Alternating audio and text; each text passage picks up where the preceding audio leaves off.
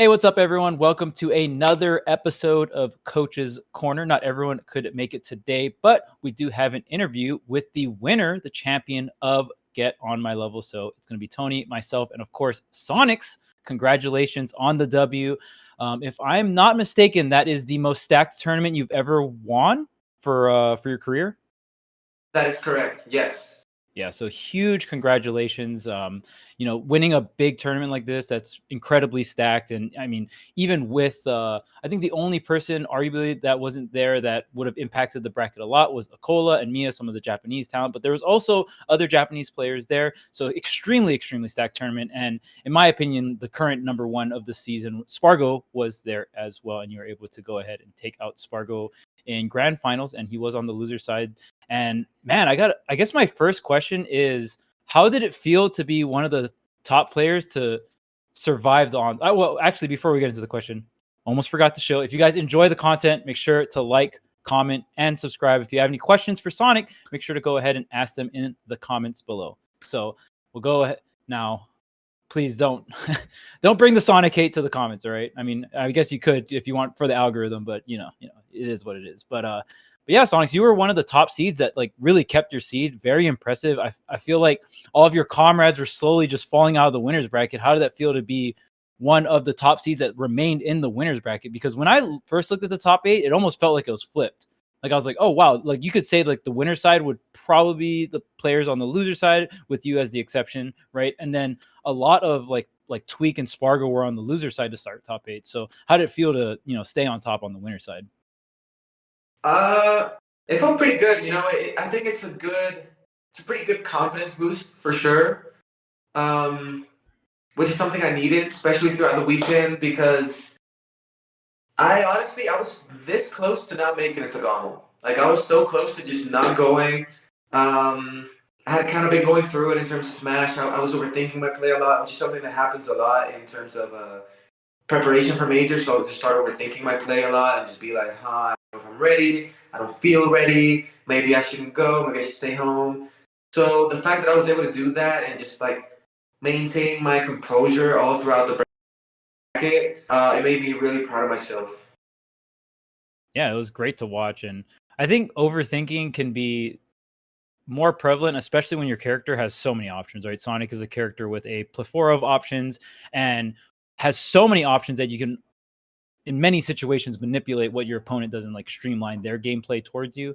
So I definitely get that in a sense of just being, it can be just so overwhelming with the preparation and all that stuff. And, you're a player that has a lot to prove. I feel like there's been so many moments at tournaments where you get really, really close, but you can't put that final nail in the coffin, right? In grand finals and stuff like that.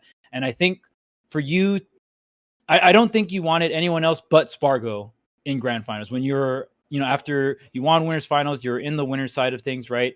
I think the player you wanted to defeat to get that W for the tournament was Spargo. I think that was the best case scenario for you. Not even like player matchup wise or anything like that. I think just for like the fulfillment of it, right? Of course. Yeah, no, definitely. It's funny you mentioned that because I already felt fulfilled just off of beating the Buzz alone, because last 2 times the Buzz and I had played, although they were a year ago now, I lost 3-1 and 3-1. And I know he was feeling pretty confident about it, just based on the way he was acting and stuff. Like, just the way, because we talked, right? Because there was now pretty chill, pretty cool. And I could tell he was probably like, he probably jumped out of his seat when he saw that we were seated to play. He thought, oh, it's going to be easy or whatever.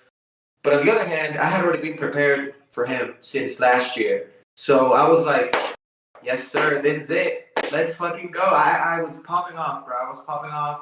And so I played the Buzz, and I 3-0'd him like pretty convincingly. And from there, I was already kind of fulfilled. And I was like, okay, like I'm playing really well. My confidence was all the way up. Shout outs to Mena RD for helping with that. And yeah, so and then I 3-0'd Leo, which again was another moment of self-fulfillment, because last time we played a wave dash, I took a set off of him, and then I couldn't close it out. He took a set. But before that time, similar thing happened to Genesis. Like, I was up 2-0.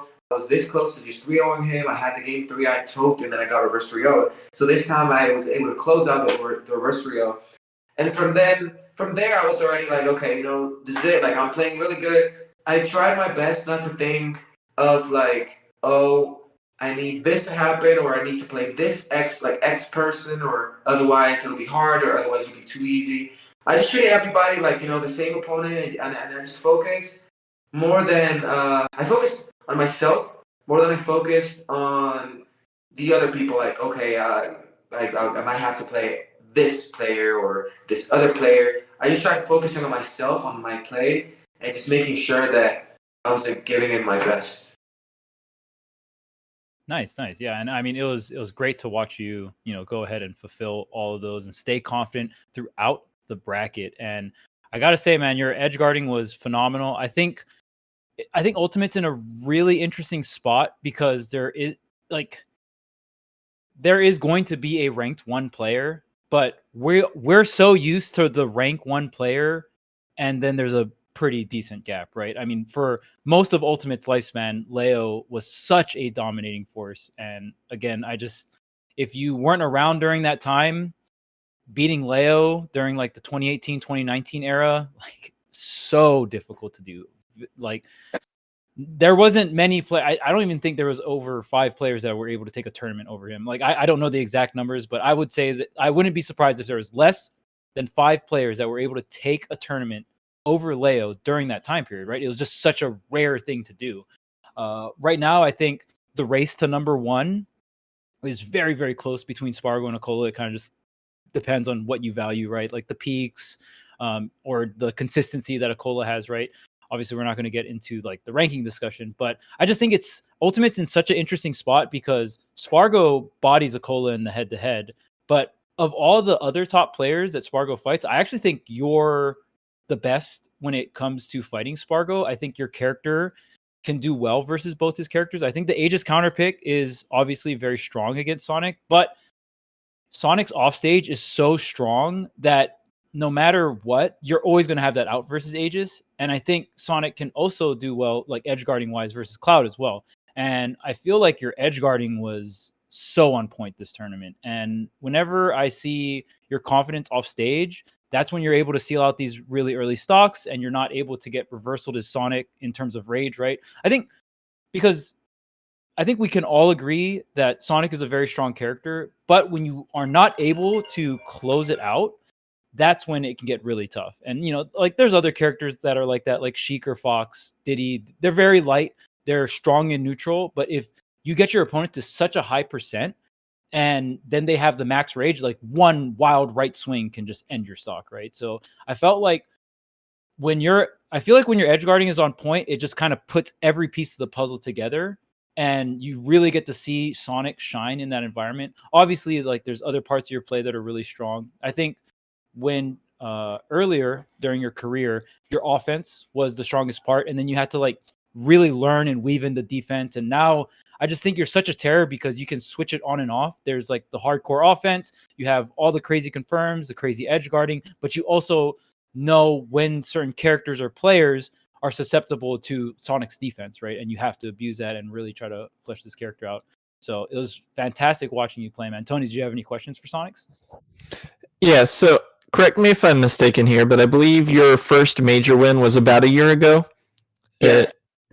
And so between that year, what would you say have been the major developments in your gameplay from CO 22 to GOML 23? Ooh, that's a good question. In my gameplay, I want to say that, that's kind of tough. Back then, I was definitely a little more defensive. Like I was definitely a little more defensive. My edge guards weren't as good. So yeah, definitely like edge guarding.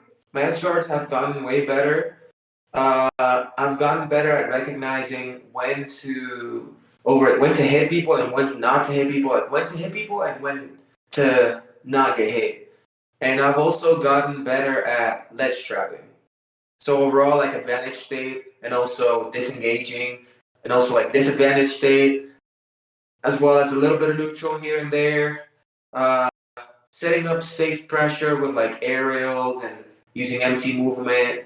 There's a lot that's gone into my play, and I think the main reason why I was pushed to improve in those aspects was because the competition, as I kept getting better, I started playing better opponents, obviously, and with characters and playstyles that challenged me to learn or be good at different aspects in the game. So, for example, playing somebody like Light and Spargo himself as well has forced me to improve my edge guarding because when I get my edge guards, I win. When I don't, I lose. So it's kind of like I gotta make sure that my edge guarding game is always on point, and even if it's not on point, as long as my average is good, then I should still be fine. Type thing. Um, as well as ledge trapping, for example, has been huge against players like Leo, uh, Riddles, among a few others. So I feel like I've kind of improved my overall play. But if I had to choose, like the biggest thing I improved from last year to this year was probably my edge guarding for sure. Yeah, and if you guys are interested in watching that, we actually interviewed Sonix right after his CEO victory. Like Tony pointed out, that was like a year or two ago. So it's, man, time flies, I gotta say. But yeah, if you guys want to check that out, Tony actually coaches Sonix, so there's a lot of different interactions and questions, and you can even watch this interview and watch that other interview and kind of see Sonix's different outlooks and stuff like that on the game back then compared to now. I mean, much has changed, right? Yeah, a Any lot other? is it's insane. And like you said, Charles, time flies. Yeah. Like it doesn't feel like it's been a year. It has, but it doesn't feel like it, at least to me. And I don't know if it's because there's just been so many tournaments and I've just been on the grind nonstop ever since, but it doesn't feel like a year. It's just crazy. Time flies when you're having fun. And on that note, since Ramses couldn't be here today, he actually submitted a question. And so uh, the question he wanted to be asked was that he has seen you mention on Twitter that you feel that other characters can be played like Sonic. And he wanted to know if you could elaborate on that. Ooh, this is a great question. Other characters can be played like Sonic. Specifically, the way you play Sonic, how other characters can apply how you play Sonic. Oh, yeah, right. So I think other characters can play like Sonic in the sense of pretty much there's a lot of characters that can like camp or give that illusion of like I'm camping, I'm playing really defensive, but I'm also right outside of your burst range and I can punish you if you slip up and then explode like you explode in disadvantage. I think there's a lot of characters that can do that, but the meta for that I don't think has evolved to that point yet, at least not for those characters. But some characters that come to mind when I think of that, for example, could be characters like Fox for sure. Maybe Aegis, Sheik needle camping, maybe like. Sheik, Roy. Ooh, I Roy's know an interesting one. are probably gonna hate me for this, but Roy can do that. Like I think Roy is broken as hell. Uh, it's just like that's. I think that's a different topic because I could go really in depth about like Roy and what I think Roy players should be doing moving forward. Um, but I think the main thing when it comes to playing like Sonic in this game is just having an understanding of like your character's win condition against your opponents and just playing based around that while not while avoiding their win condition as well. Yeah, and I think any character that is very fast and neutral and gets a decent amount of damage output, like the thing that makes Sonic so crazy is how consistent spin dash and spin charge are at comboing into something. Even if it's not like 80 damage, it's not like no Kazuya electric or a Steve up tilt, but 20 to 30 damage off of I would I would say a fairly low risk option, right? Like for the most part, if you shield spin dash or spin charge, there's still some kind of mix up afterwards. They might have to chase you down, right? It obviously depends on matchups, and some characters have different answers to spin dash or spin charge, right? But just the general aspect of like, oh wow, my character's really quick. I can go for safe options that lead to pretty good or very good damage, right? And I think that's when you can play, the hit and run strategy of Sonic. And I think where other characters can kind of fall off in a sense, comparative to Sonic, is how hard it is to approach Sonic, right? So I think the thing that kind of puts Sonic almost in another tier when we think of these like quick, speedy characters that can dip in, dip out, get the damage, time you out just from sheer mobility, right? Or like you're gonna have to try and chase them. Chasing Sonic especially in the corner, and I think this is where Sonic kind of warps the game a little bit, because most characters in the corner are in a fairly disadvantaged position, right? Like you can't really do much. There's some projectile characters, maybe Samus players kind of like it in the corner. Sonic players don't really feel too much of a disadvantage, but at the same time, there's other characters that push corner pressure so hard, like Fox or Cloud, right? Where I feel like for you can't always autopilot in the corner, right? Like you have to respect the fact that, there's certain characters that if I give up too much stage, I could get shit on and die at like 80 or 90% because I put myself in the corner. Then the Cloud max rage back air or cross slash or forward smash from Fox or something of the sorts, right? So that's kind of what I'm thinking when I'm thinking of like Sonic playstyles. And the biggest thing that's hard when fighting against Sonic is when Sonic has the lead and you have to run into the spin dash or spin charge, right? Because that spin dash has the intangibility on the hop up, extremely good at anti-air. And if you block the move, so general rule of thumb is if you block an attack, you generally have some kind of advantage in most fighting games. But spin dash or spin charge, there's still mix-ups within blocking, right? So I think that's the biggest gap you could say, because like when you put Fox or Sheik in the corner, they still have pretty strong options. Like Fox dash attack is always going to be some like threat, right? Like what if he just fucking does it? I don't know. And then he can kill me or do 80 damage or put me on the platform. So there's other characters that I still think have high output threats, or like Sheik needles, right? Very like quick, easy option that I can throw out as long as it's not like a full stack and they jump over it or something like that. So these quick, nimble characters still having pretty strong options in the corner, I think are very comparable. But I think what kind of puts Sonic in that next level of the hit and run strategy is just how hard spin dash is to approach into, or spin charge, right? And the fact that there's two different moves. They kind of have different animations, but most players don't even know the difference. And especially on the startup, it can be a little harder to tell, right? And even understanding, a lot of players don't even know that when Sonic, if you pressure Sonic close enough for Sonic to get like the damage output or the frame advantage, he needs to charge more, right? So I feel like there's also not enough counterplay to Sonic. I feel like some players like let Sonic charge up the spin move for free when they're so close, and it's like, you could have like forced a weak spin dash or spin charge scenario, right? At the very least. So there's so much layers to this question, but I like your answer, Sonix. So because like Fox can like laser camp still too, right? And when you see Light really want to win, the gun comes out. You know what I'm saying? Yeah. Like, and even just like the little chip damage, if you're at like 80 and you take lasers up to 90 and you're someone light like Sonic, all of a sudden a nair is death instead of just damage, right? So just all these slight damage manipulations and stuff like that. And I think that's so important when talking about the current meta.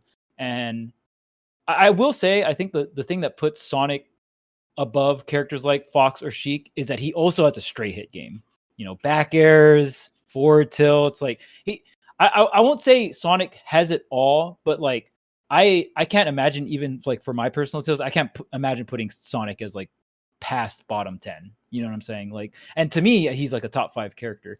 And it's been crazy to see your journey, because even just thinking about globally, DR having a player that is like a contender for this like top 5, top 10 player right now. It's such a exciting timeline. And I have to ask, how has your journey been like, living in the DR and trying to get to that top level of Smash? Because I have like somewhat similar feelings towards that, because when I was competitive, I lived most of my life was in Hawaii, and then Void was also in Hawaii as well. Void made the decision to move to pursue Smash, whereas you did not, and you're still making it work within your own region, which I think is phenomenal. I give you a lot of credit. That is extremely, extremely hard to do. just having like the limitations. And I know Ultimate's a little bit better with like online, and I know you grind a lot of Wi-Fi. It's probably a big part of it, but a lot of, I would say like 80 to 90% of the opportunities in Smash, especially like nowadays, it's a little different. Like we see a lot more opportunities in globally, like in Europe, in Japan and stuff like that. But I would say are in the US. So it's really hard if you're not in the US to become a professional Smash player. So I would love to hear, I mean, just your thoughts or some of your strategies or how you handled that mentally to get to this point living in the DR. Um, first of all, I want to say thank you. Yeah, it's not easy. It hasn't been easy. Though I will say I am privileged and lucky that I'm able to do it thanks to like you mentioned online. Coinbox for example, just winning Coinbox and having that income there helps a lot when it comes to traveling and just going to these U.S. tournaments. And aside from that, also my girlfriend does live in the U.S. So whenever I have like a tournament or I'll have like back-to-back tournaments, um, I'm able to stay there. Like go visit her or go to the tournament, go to one tournament, and then stay at her house, which gives me an excuse to also visit her and spend time with her, and then go to the tournament and then come back to DR. Um, but it's been rough. It's been rough. Like it's been really hard, and that is now though. Obviously, like it wasn't always like that. For instance, when I first started competing, actually back in Smash Four, I had no way of traveling. Like I had just zero form of traveling. Number one, I didn't really have the money for it. Obviously, I was way younger. I was like 16. Uh, Number two, even if I did have the money, I just wasn't able to because there were times where I won online qualifiers. Back then, online qualifiers were huge in Smash 4. Like, there would be, like, Panda qualifier for, I don't know, whatever event. And so I would enter those, and I actually ended up winning 3 qualifiers, but I was only able to go to 1 tournament. And because my parents just weren't with it. Like, they were like, what do you mean you're going to go play video games? You're going to travel? Like, who are these people? You don't know these people. They just didn't let me. And I mean, I understand, like, I get it, but yeah, so it was hard. And luckily for me, though, back then the Smash scene was the Smash scene in DR was very strong.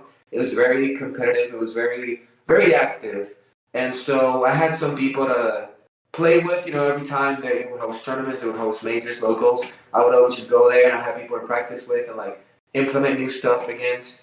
And then Ultimate came around. Uh, I won a qualifier for Genesis, I believe. Yeah, Yeah, Genesis. Genesis 6. I remember hanging out with like you and Wes talking about Sonic and stuff back then. Like, what a throwback. Yeah, I won that qualifier, so I managed to go there. I got 25th, not too shabby, but it was nice. Like, it was still rough. Again, I was still unable to travel consistently because of how expensive it was.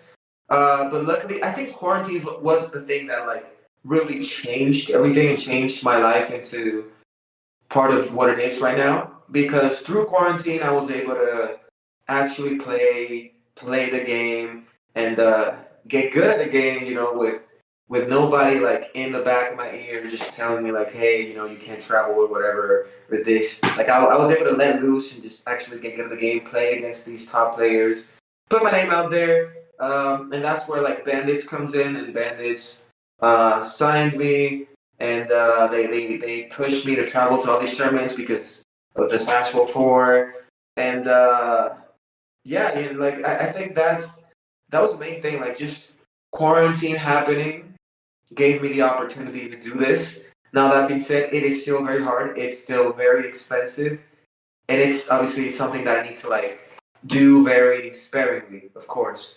Um, but yeah, that was basically like the gist of it. It's a little I could go a little in depth about it, but that's pretty much it. It's a rough journey for sure, especially because not only like the lack of resources makes it hard for me to travel, but also once I do end up traveling, just being at the event, having that pressure of I've spent so much money on this, I have something to prove, I'm trying to make this work. I'm trying to make this happen. I need to perform, right?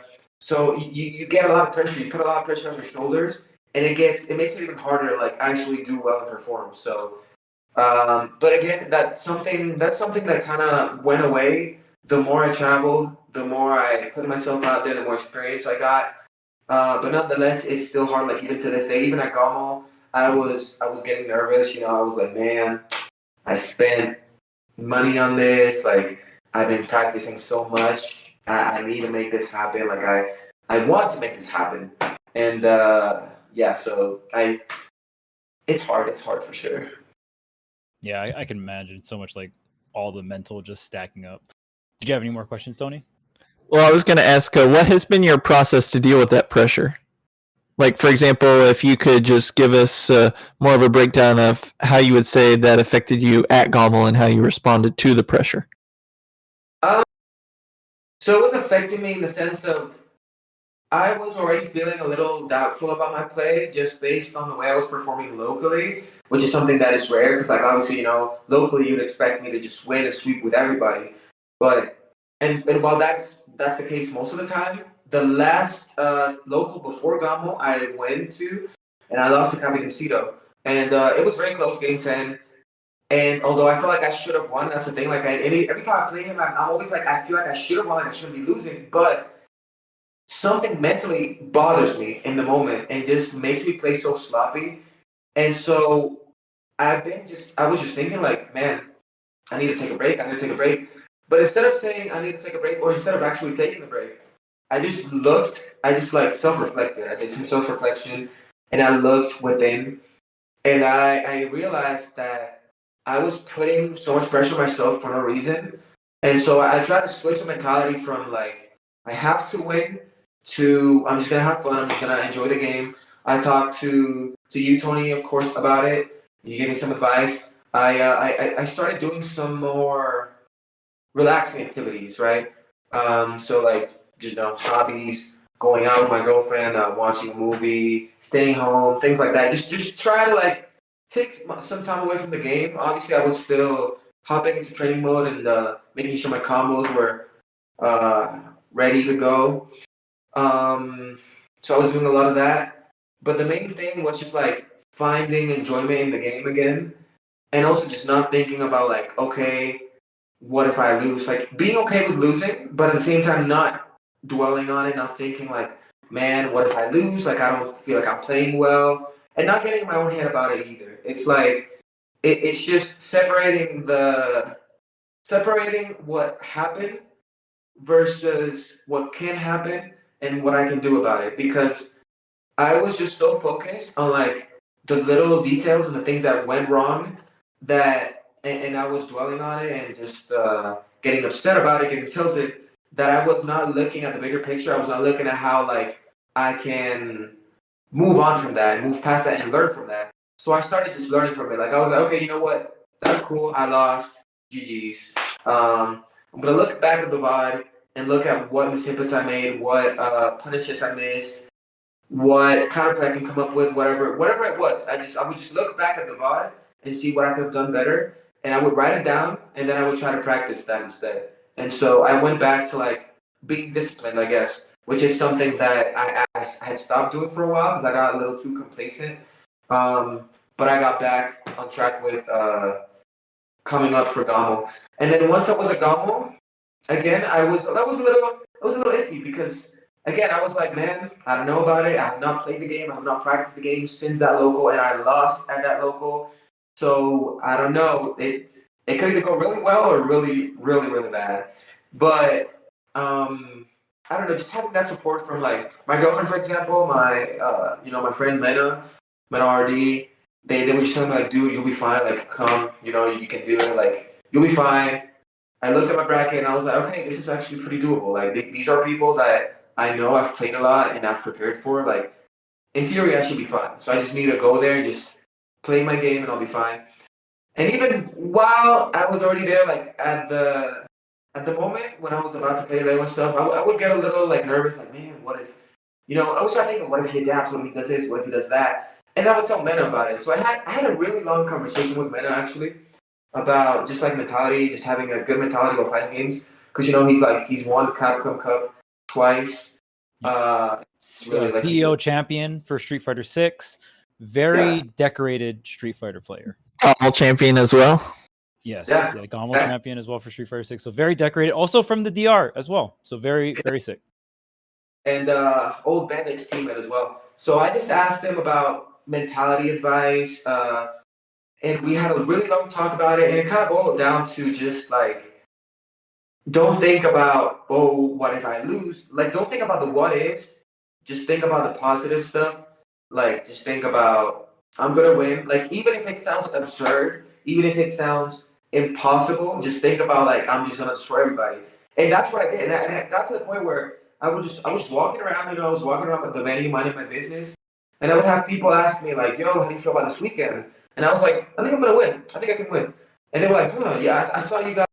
The Bucks and Leo and stuff, and I was like, I'm gonna 3-0 all of them, and then I did. So, like, I don't know, it's crazy. That being said, it's just more of a personal thing. Like, I don't think it's something that for those of you watching, that is something that it's like, oh, well, let me just think I'm the best player in the world. That's gonna work type thing. Of course, you should think like that, but you should also put the work into that first and foremost. And my problem was I was putting in the work to achieve the things that I did, but my mentality wasn't aligned with it because I was always just doubting myself and thinking, oh, but what if? What if this doesn't work out? What if I play bad? And so this weekend I just said, screw all that. I'm just gonna think I'm the best. I'm gonna think that I got this. I've already practiced enough. I prepared enough for this. I'll be fine. And it worked out.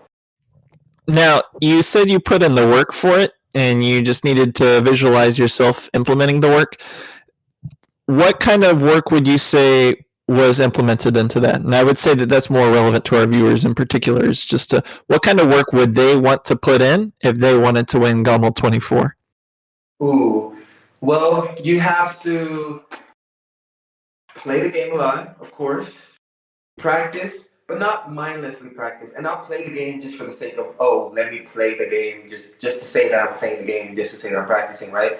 It's more of a practice makes permanent. Like, I don't believe in practice makes perfect. Practice makes permanent. Whatever you're practicing is whatever you're gonna get when you go to the actual tournament. So, for instance, you want to make sure that you're practicing the correct things, that you make sure you're allowing your combos, you're allowing your setups, your 50-50s, and all that. Make sure you practice with all sorts of DI if you don't have a mod pack or whatever.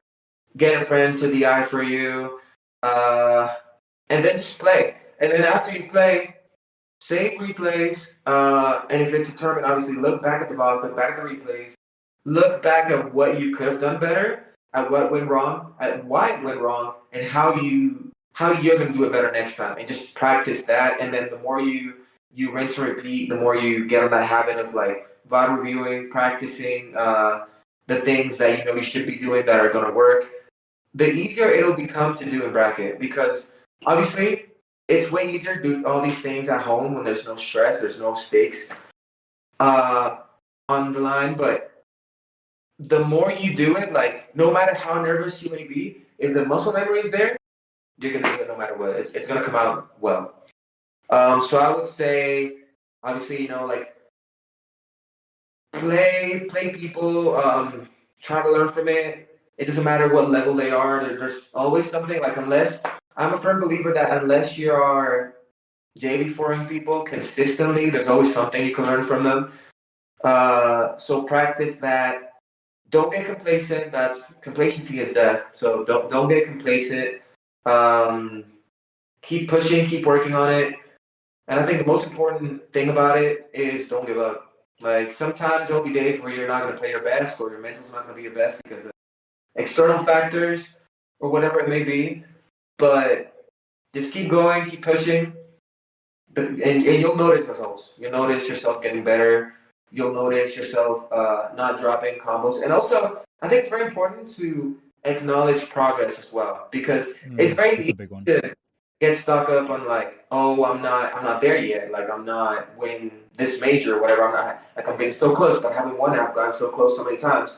But it's good to acknowledge, like, okay, maybe I didn't win, but looking at my play, looking at my gameplay, I got for I'm gonna throw out an example.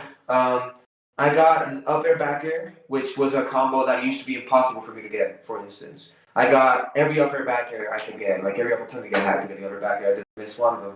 So you want to look at things objectively because your mind is your biggest enemy sometimes.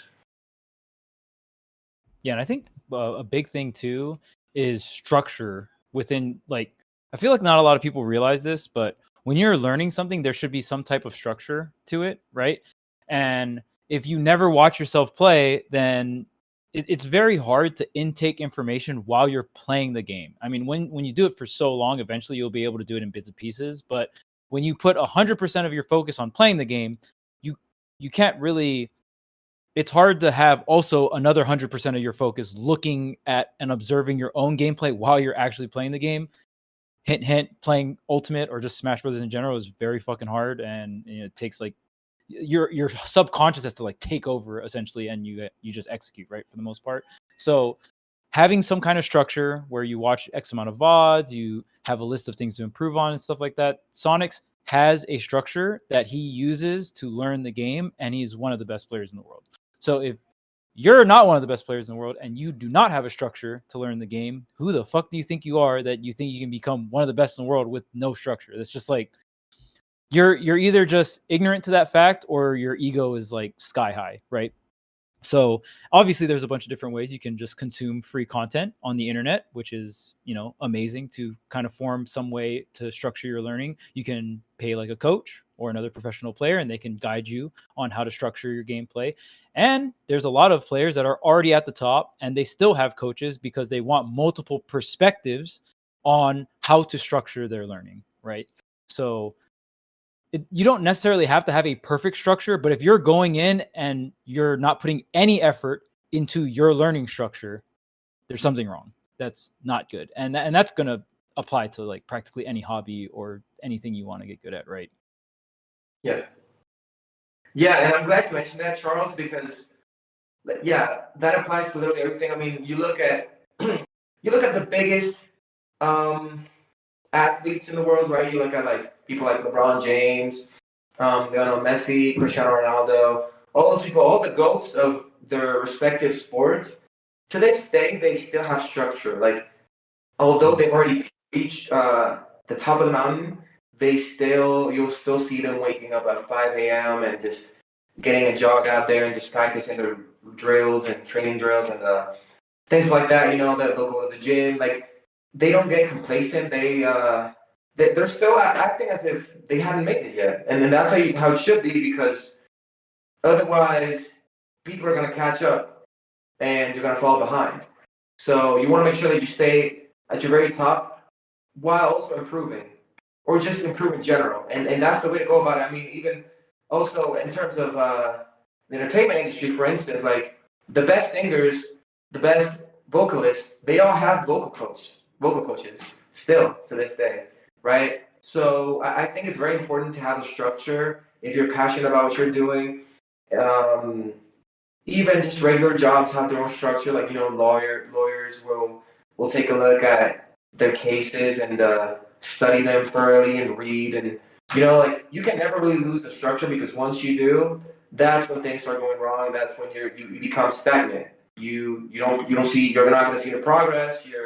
You're basically just going to keep doing what you knew best, but as other people catch up and as things change, the things that used to work in the past may not work anymore. Speaking of, I believe you actually have flown from Toronto to where are you now, actually? I'm in Mexico City right now for Smash Factor. And my question then is, since you're vacationing essentially over in Mexico City, what are you going to be doing tonight to prepare since you just flew in? Ooh, tonight to prepare for the tournament, I'm gonna be studying my bracket for sure, especially since they changed it a little bit. So I gotta readjust some of the people that I had been preparing for, and just take a look at the new ones in my path and prepare for them. Well, I believe this was actually a question we asked you about a year or so ago. So going into this tournament and keeping in mind that you haven't been able to prepare specifically for this event because you were just preparing for GOML, would you say that you have a game plan already ready for most of your bracket? Like most of the possible players in your bracket? Yeah, I do because for most events I go to, I try to make a game plan for all the top seeds. Like before brackets actually come out, I'll go ahead and make a game plan for each of the top seeds are going. And even not just top seeds, it could also just be like good players, like maybe hidden bosses types, and hidden gems that are traveling for the first time, things like that. I'll make a game plan for all of them. And if I don't end up playing them in that tournament, I know for a fact I'll probably end up playing them at a different tournament. So, and then when the time comes, I don't have to prepare like that. Like, sure, I can take a look at their most recent VODs to see if something's changed and if I should update my notes on them. But for the most part, I'll already be prepared for them. And my next question kind of piggybacks what you were, or something you said in regard to characters that can't play like Sonic yet because their meta hasn't progressed. What would you say that other characters need to establish in their metagames in order for them to emulate what you're doing with Sonic right now? I think the main thing, like the general thing, would be to disengage more. Because yes, while Sonic is the fastest character in the game and makes it a little easier to disengage as him, I think that other characters can also do it in their own respective ways. Like for instance, you'll see it a lot with Leo, for example. Like sometimes when he'll be playing Joker, he'll have people in the corner and be pressuring them, and if he doesn't if he doesn't really have a read, if his opponent doesn't give him an opening, he's not gonna just like blindly go for a grab or something, and instead he's gonna like back out, disengage, maybe shoot a gun and then disengage, or just jump back with a nair. And the idea behind jumping back and landing with nair is that if their opponent does try to chase him down as he's disengaging, 9 times out of 10 they're gonna get hit by the nair. So it's similar to like Sonic dashing back and spin dashing, for example. So I think that's like the biggest thing that most people could incorporate into their plays. Yeah, and I think it's funny because it kind of ties into like how much space are you controlling, right, and all that jazz. And what another question I had for you, Sonics, is just kind of how these Sonic matchups are developing. I think you're actually, I remember talking to you at Genesis 6 about Sonic specifically, and you felt that Sonic was a very strong character. Now, I would say pre-quarantine, most people thought, especially year one of Ultimate, that Sonic was a trash character, like one of the worst in the game. Everyone was, I mean, we just got off of Smash 4, so everyone's like, oh, Sonic can't cancel spin dash with shield, he's trash, right? Obviously, Sonic players started to diversitize like how they cancel. I don't even know if that's a word, diversitize, but they started incorporating other strategies to cancel out of spin dash or spin charge. Obviously, that it's not as strong as like a frame one shield, but it's still really strong, right? And Sonic is still really quick. So, you know, I think before the premise was that Sonic was bad. Now Sonic is good.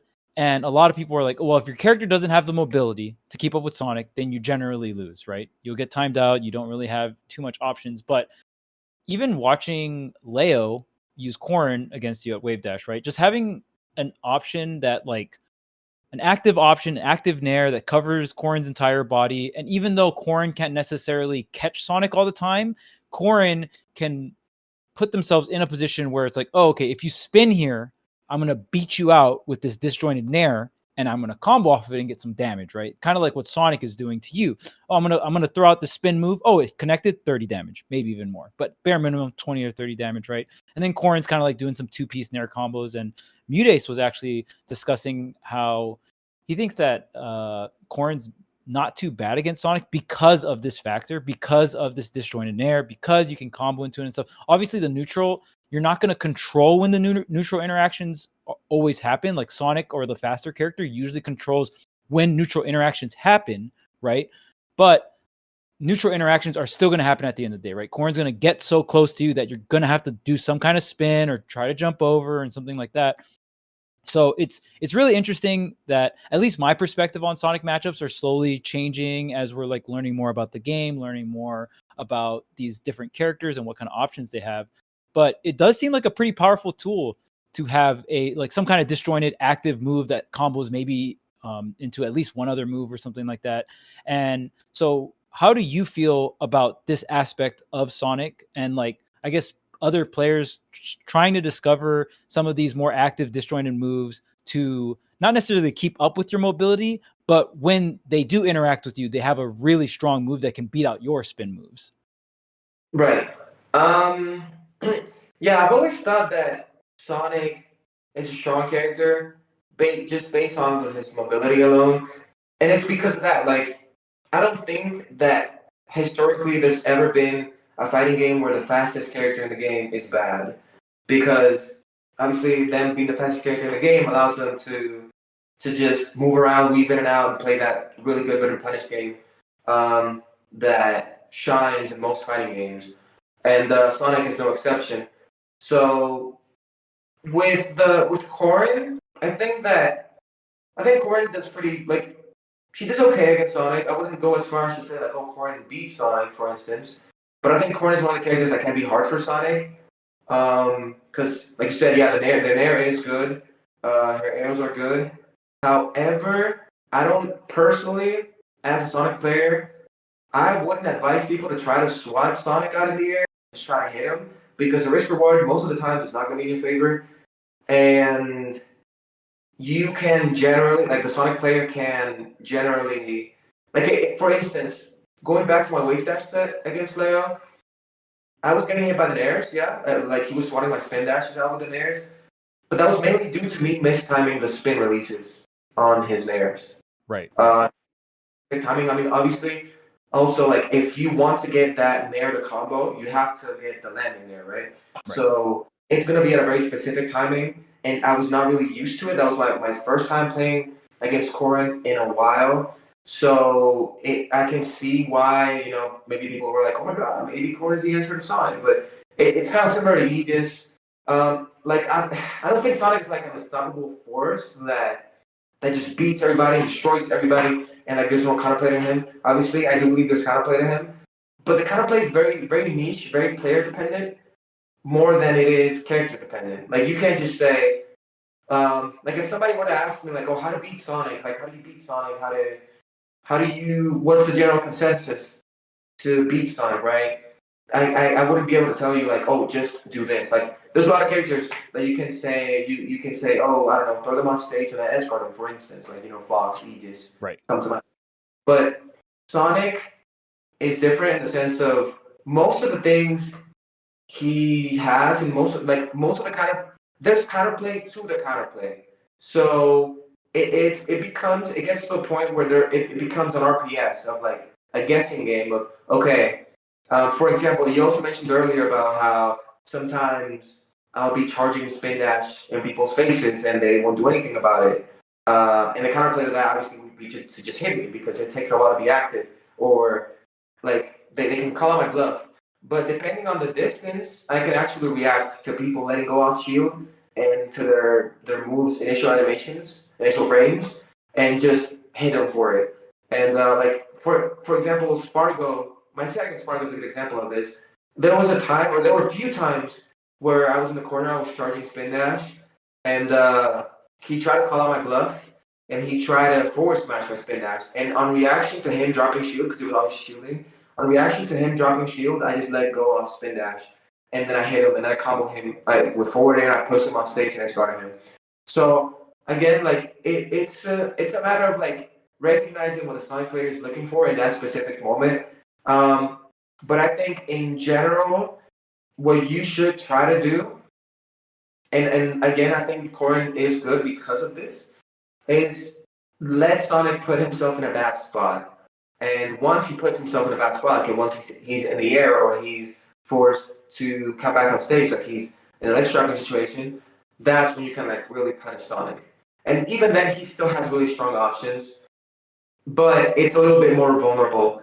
But yeah, it becomes an RPS, and that being said, I think that most characters, at least most top tiers, can also force people to guess in certain scenarios, in certain situations. And that's what I mean, like, by playing like Sonic. I don't mean like camping people out or just spinning, obviously, but more the fact that a lot of characters have moves that are similar to each other, and you could use that to be more ambiguous, as well as a lot of characters have, like, in certain situations there's a lot of RPS involved, but most players just stick to like one option instead of rotating and really just like making people guess. And that's why Sonic is so strong.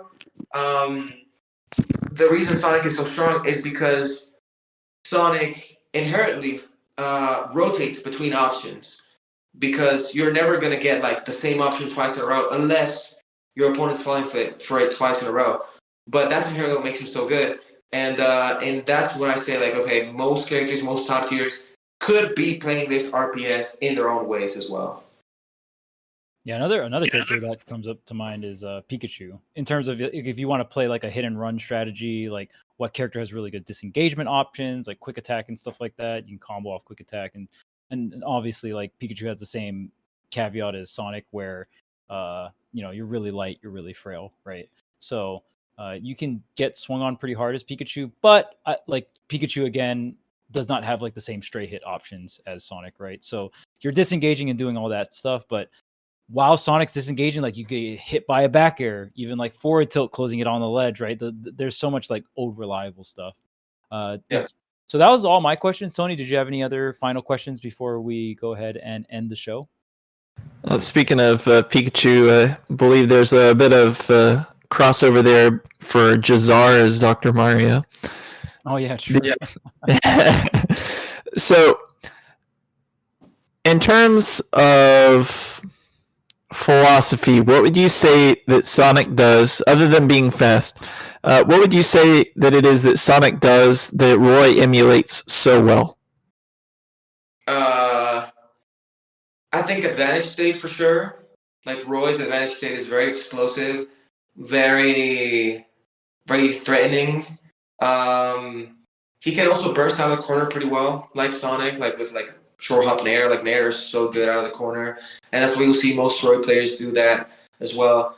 Aside from that, I think Roy can actually disengage pretty well, contrary to popular belief. I think Roy can disengage pretty well and just like kind of cover people running up at him with pokes such as like down tilt, jab itself, retreating fair, things like that.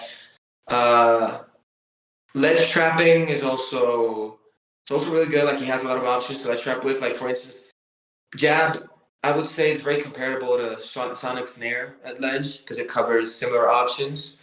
Yeah, Roy is pretty similar to Sonic in that sense. And then I think my final question will be, so I believe Leo and company are looking to get their win backs this weekend.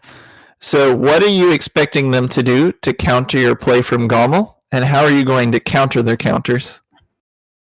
Ooh, that's a good question. I think that Leo and crew, like possibly Spargo, I think that they might try to counter what I'm doing by Leo for specifically. Leo's gonna try to. I'm trying to think because at Wave Dash, for example, I was very. I was able to. I was very content, very happy with just like jumping in at Leo because he wasn't really pressing buttons unless he like saw spin dashes.